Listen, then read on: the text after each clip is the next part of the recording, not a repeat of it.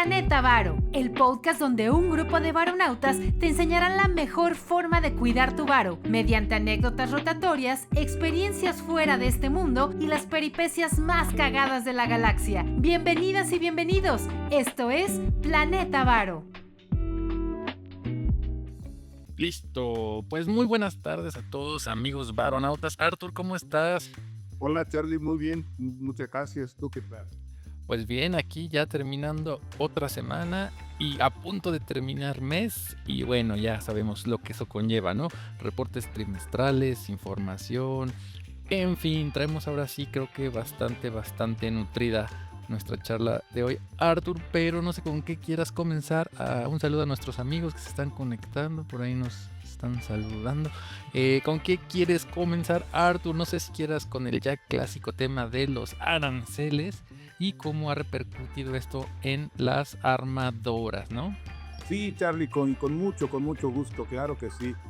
Sin duda, las dos palabras más proliferantes en este mes han sido aranceles y reportes trimestrales, Charlie. Reportes y aranceles. Y en ese sentido, como lo señalas, se combinan muy bien para lo que trataremos de describir, que son los reportes de las empresas armadoras que han estado así, en un tobogán, en un sub y baja impresionante, no de ahora, sino desde noviembre, Charlie. El martes fue el turno de reportar a General Motors, la armadora que mejor había sorteado las vicisitudes de la política arancelaria de Trump.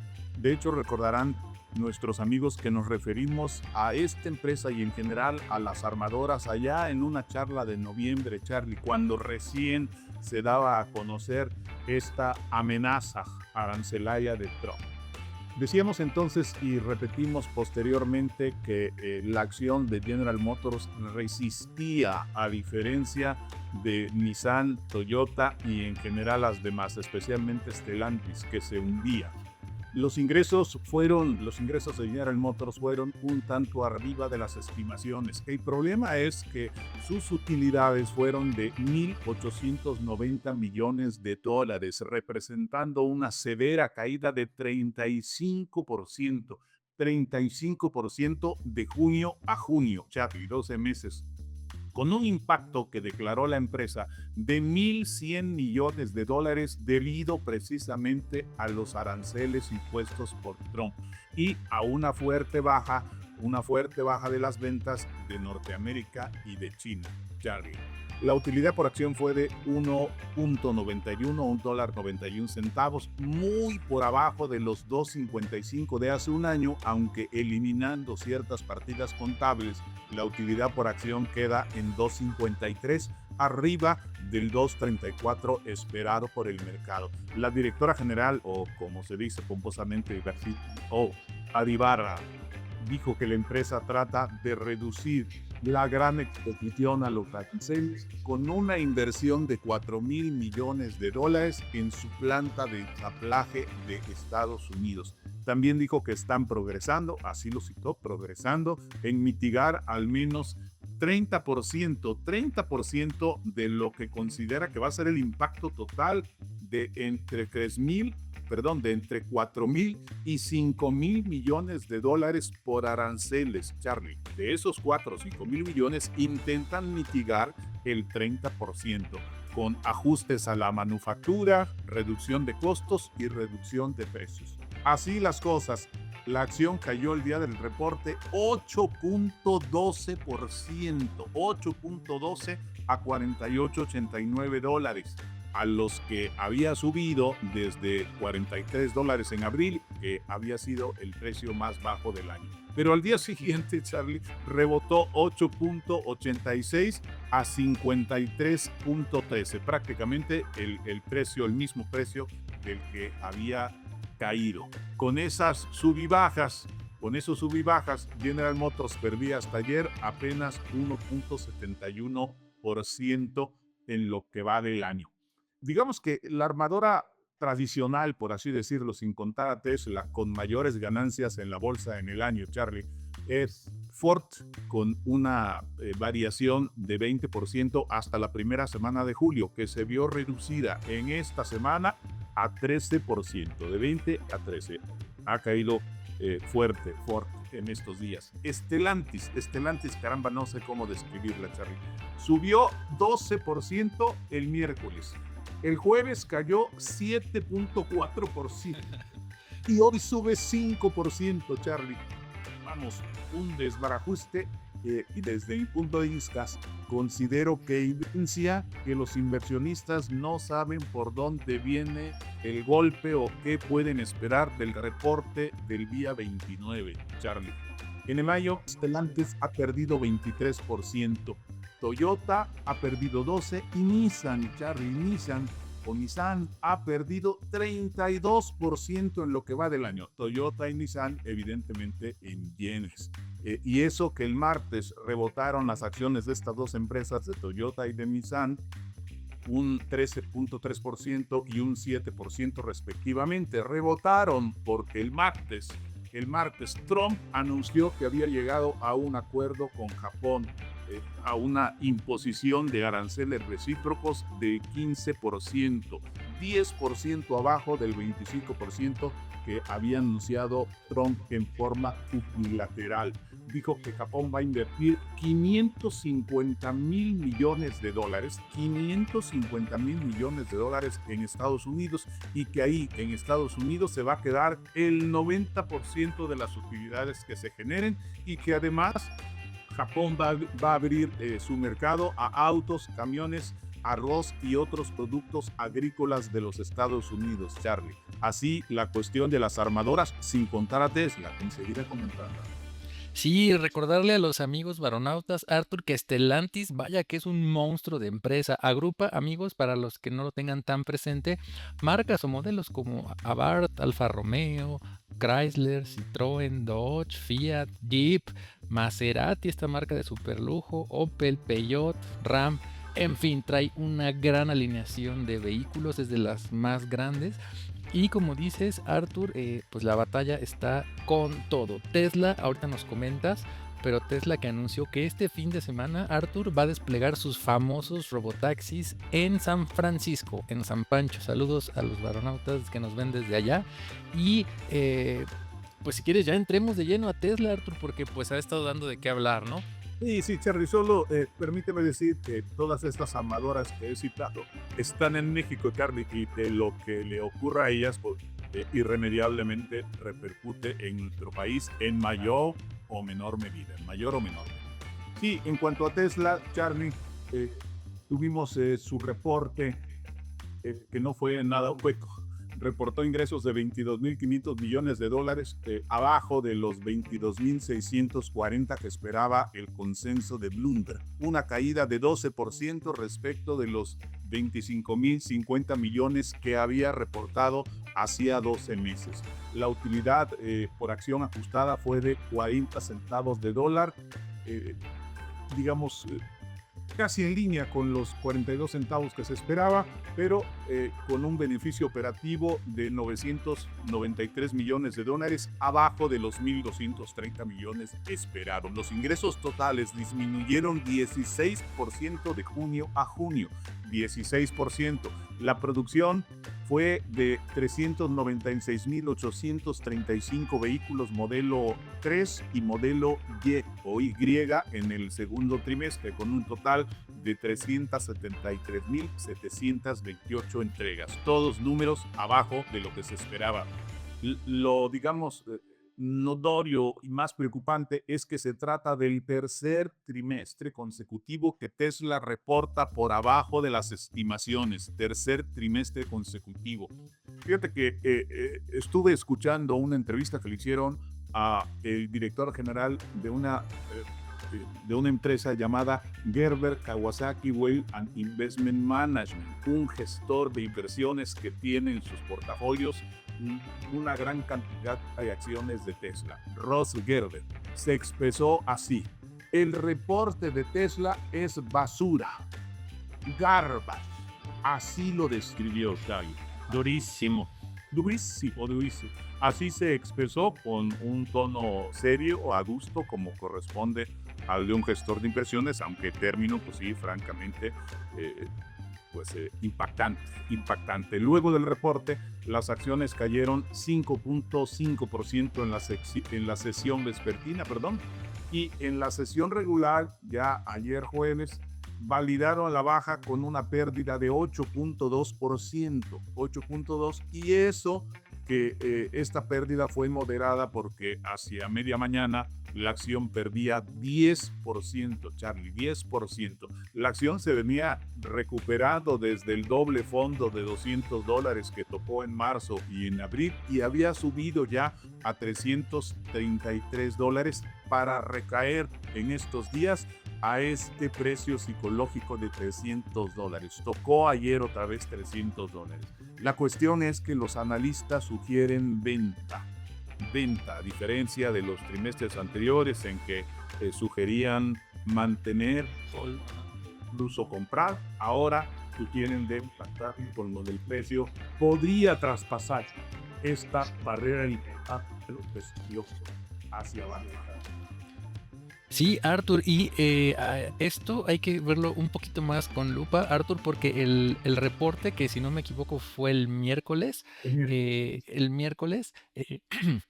parte del informe fue que un buen pedazo de estas pues mostradas ganancias son a raíz del Bitcoin que traen ellos. Arthur, amigos, recordemos que por ahí de 2021 tenían 1.5 billions en inglés de Bitcoin y vendieron pues 3/4 partes de estos activos. El año pasado tenían a esta fecha unos 720 millones más o menos, y ahorita traen 1.2.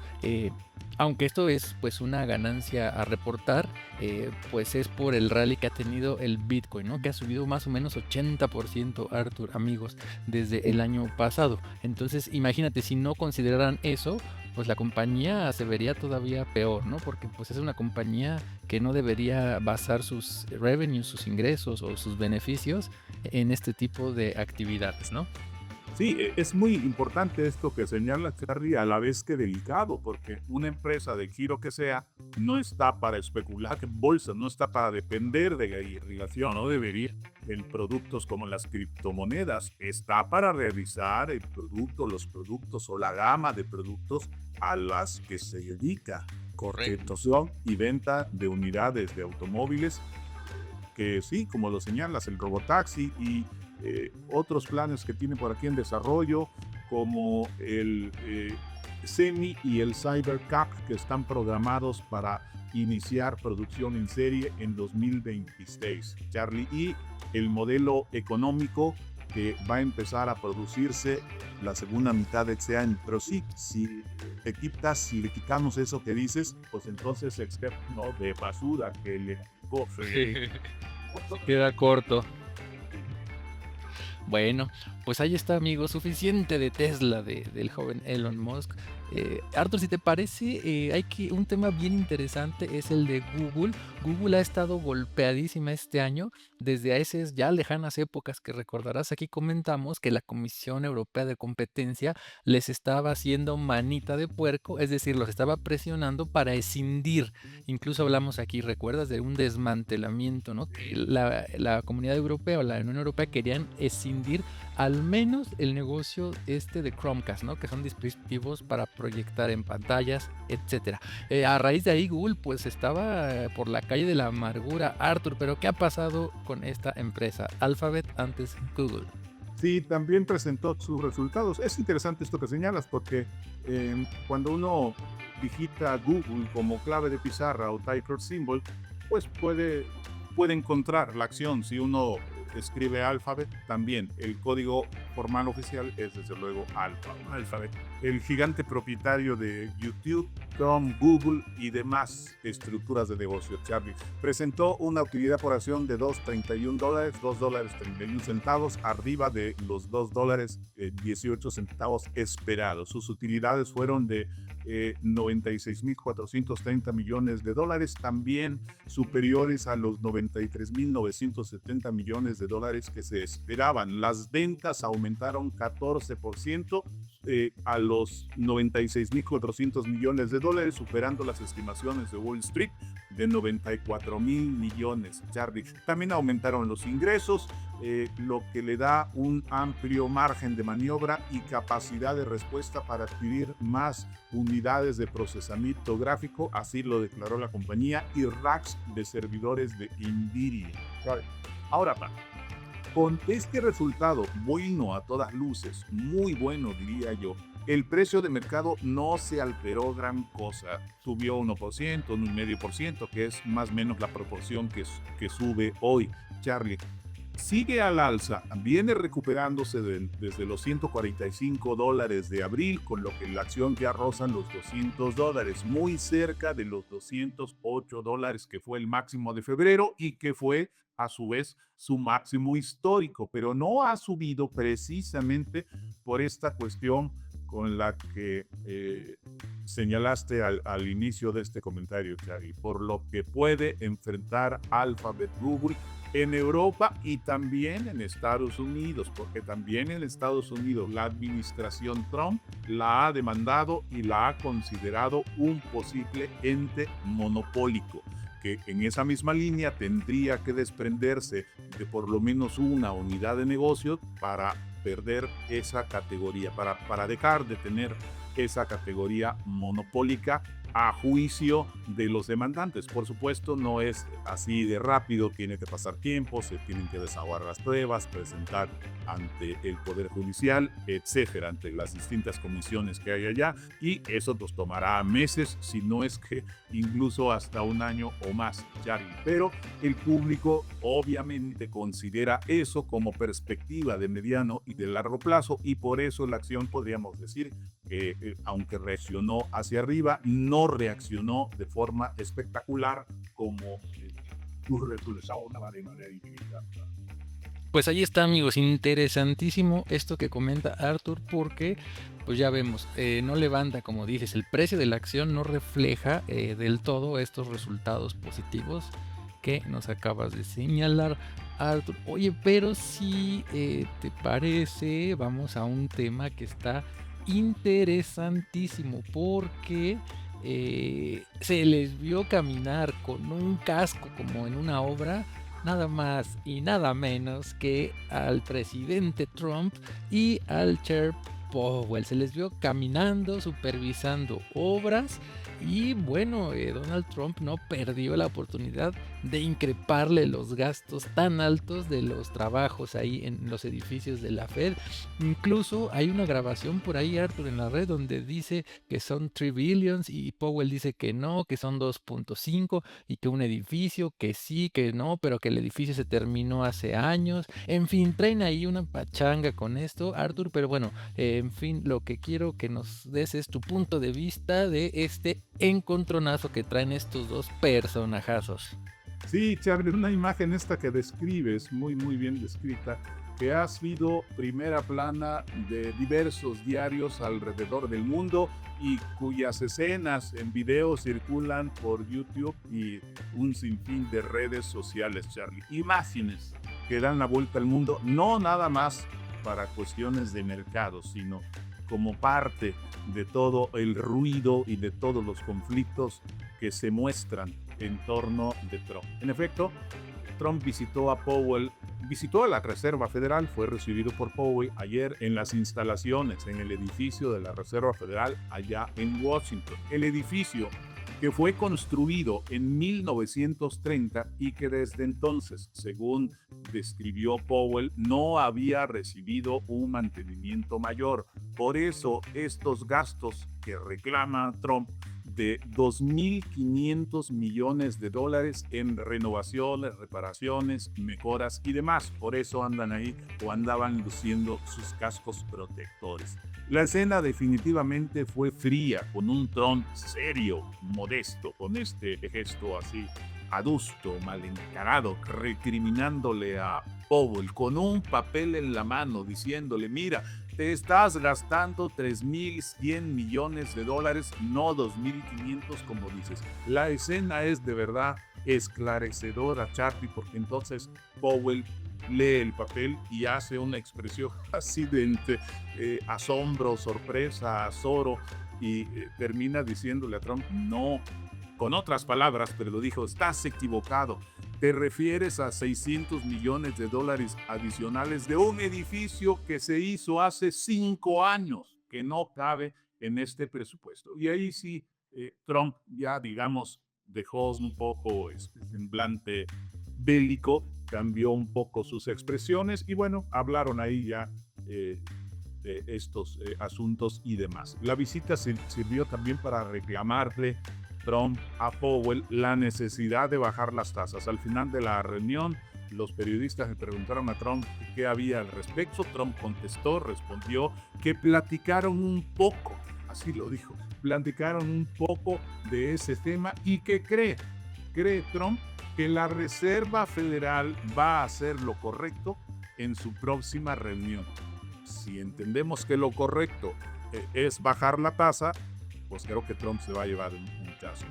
Ya. Después viene eso y desde otros sueños, digamos, el ambiente bélico en contra de la Reserva Federal prevaleció y hasta se recrudeció por parte de los republicanos en el Congreso, que se han movido para investigar, para determinar posibles faltas tanto de la propia Reserva Federal como en particular de parte de Jerome Powell. Charlie, por este caso de la remodelación del edificio. El presidente de la Cámara de Representantes, Mike Johnson, declaró que está desencantado de Powell. Así lo expresó, desencantado. E incluso, oigan esto, Charlie, queridos amigos, oigan esto. Dijo Mike Johnson, presidente de la Cámara de Representantes, que está abierto a modificar la ley de 1913 con la que fue creada la Reserva Federal. Así lo expresó. En otras palabras, se refirió a lo que comentamos aquí la semana pasada, Charlie. Decíamos, si a Trump, si a los republicanos no les gusta la manera en que se ejerce la política monetaria y ellos quieren influir o ellos quieren dar vía, pues que modifiquen en el Congreso vía una ley, una iniciativa, las funciones, la forma de ejercer la política monetaria de la Reserva Federal. Y lamentablemente creo que nos escucharon. Eso nos pasa por andar dando ideas. Claro. Ideas aquí.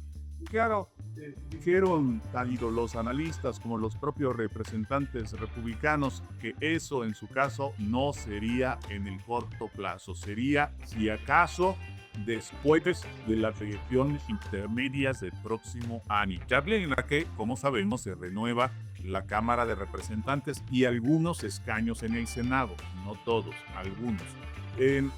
Ahora, decía yo, bueno, ¿qué podemos esperar respecto de la reunión de la próxima semana? Ya, la próxima semana, Charlie. Hacer lo correcto significa seguir las recomendaciones de Trump o basarse como se ha basado las Reserva Federal estrictamente En datos. predicción de la inflación, del empleo y todos los datos subyacentes, Charlie. ¿Qué es lo correcto según esa perspectiva? Es la pregunta que puede quedar en el aire. Pues ahí está ese tema, amigos. Nos despedimos de nuestros amigos de Nuestra Visión. Ahí los dejamos con este par, a ver qué nos cuentan la próxima semana. Arthur, y como bono para nuestros amigos de redes locales, hablando de encontronazos, pues aquí en México no nos quedamos atrás. Y el señor Jonathan Heath, subgobernador de Banjico, también trae bronca casada con el resto de los integrantes. Esto en un entorno en que la inflación, de acuerdo con el último dato, pues ya está o empieza a moderarse, no sé cómo lo quieras tú expresar. Y bueno, pues trae ahí, no se quiere quedar atrás. Jonathan Heath quiere reflectores y bueno, desgraciadamente no tiene la misma cobertura mediática que Powell, pero pues él hace su lucha y pelea y discute y hace declaraciones. Arthur. Sí, Charlie, debemos decir que fue revelado el dato de la inflación de la primera quincena de julio julio. de general subió 3.55%, el nivel más bajo quincenal o mensual desde enero de 2021. O sea, parece mentira, hace un mes estábamos hablando de una posible ola, según algunos, o de una inminente tendencia al alza, Charlie, hace apenas un mes, y ahora hablamos del nivel más bajo en 4 años y medio. ¿Cómo son las cosas? Lo que sí parece es que en efecto el Banco de México considera o consideraba que el alza del mes pasado que se venía dando desde mayo era eso, una ola, no una tendencia. La inflación se modera desde el 4.51% anual de la primera quincena de junio y desde el 4.32 anual de cierre de mes. En tanto, eso sí, como señala Jonathan Heath, la inflación subyacente anual fue de 4.25%, arriba del 4.20 de la primera quincena de junio y del 4.2% del anual al cierre de mes. La próxima publicación, la de todo el mes de junio, inflación el cierre de julio, se va a dar a conocer el 7 de agosto por la mañana, Charlie, el mismo día que sesiona el Banco de México. Ahora, Jonathan Heath dice, entre otras cosas, dijo, Charlie, leí el comentario, que la inflación no baja por la política monetaria de Banco de México y como prueba de eso decía que la inflación subyacente sigue al alza. Nosotros hemos dicho aquí lo mismo, Charlie, nada más que en otro sentido. Hemos cuestionado la eficiencia de la política monetaria, en concreto, la eficiencia de una tasa elevada en el combate a la inflación. En alguna ocasión decíamos que hasta cierto grado, hasta cierto nivel, una política de tasas altas podía contribuir a la baja considerable de la inflación. Pero veíamos que a partir del 4.50, 4.20, la tasa de interés, la política monetaria perdía efectividad. Ya no era tan clara la incidencia de la política monetaria con tasas altas para bajar la tasa de interés. O sea, es de alguna manera similar a esto que expresa Jonathan Heath, pero desde el otro punto de vista, desde el otro lado. Él aboga por no bajar las tasas, porque la política monetaria sea todavía dura. Yo pienso que aunque sea dura, la inflación no necesariamente va a bajar, porque se está debiendo no a factores monetarios, sino a factores, como lo dice bien, que es un subyacente que no tienen que ver meramente con el proceso económico. Otro dilema interesante, Charlie, otro dilema interesante que sería bueno que economistas del sector privado, economistas académicos, que hay muchos, Charlie, entraran a este debate y dieran su punto de vista para enriquecer la perspectiva, para enriquecer el diálogo. Yo recuerdo uno de los libros clásicos de economía, Charlie, de Paul Samuelson, uno de los grandes gurús económicos. En uno de los capítulos de su libro, un ladrillo así más o menos de este tamaño, decía o subtitulaba Los límites de la política monetaria. Es un libro que leí hace 35 años. Me acuerdo que decía precisamente eso. ¿Hasta dónde las tasas de interés podrían influir de manera eficiente en el combate a la inflación? ¿Y hasta qué tanto la inflación podía generarse pese a una política monetaria restrictiva? Esa de plata. Y aquí, Arthur, pues la presidenta de México no se quedó atrás, celebró el dato de la inflación y declaró exactamente lo contrario a Jonathan Heath. Ella dice que ve margen para bajar las tasas. En fin, cada uno trae su postura, su visión. Jonathan Heath es un enemigo de un recorte más. La presidenta comenta esto, pero bueno, Arthur, ya le estamos haciendo la competencia a nuestros vecinos del norte. El presidente que no debiera meterse en estos temas con pues el Banco Central o la Fed, dependiendo de qué lado del río Bravo estemos, Arthur. Pues bueno, así las cosas, Arthur.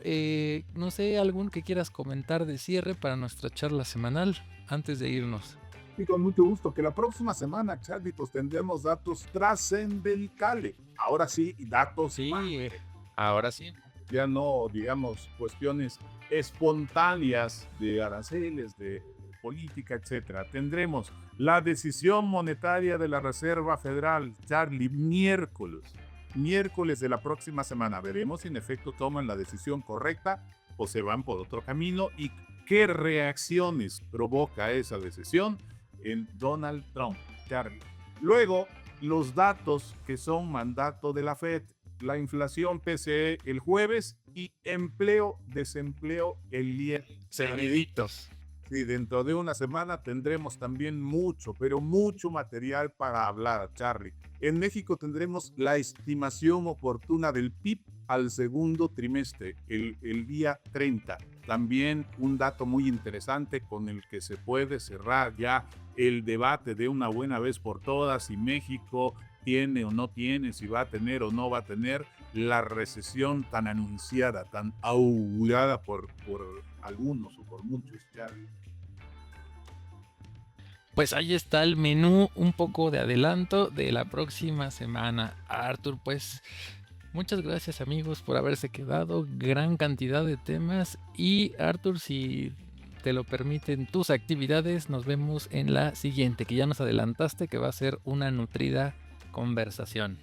Sí, así va a ser, Carly. Por supuesto, aquí estaré con mucho gusto contigo y con todos los amigos. Gracias, nos vemos. Gracias. Visita nuestras redes sociales en www.planetavaro.com. En Facebook y YouTube nos encuentras como Planeta Varo y nos puedes escribir cualquier duda o comentario en Instagram como @planetavaro.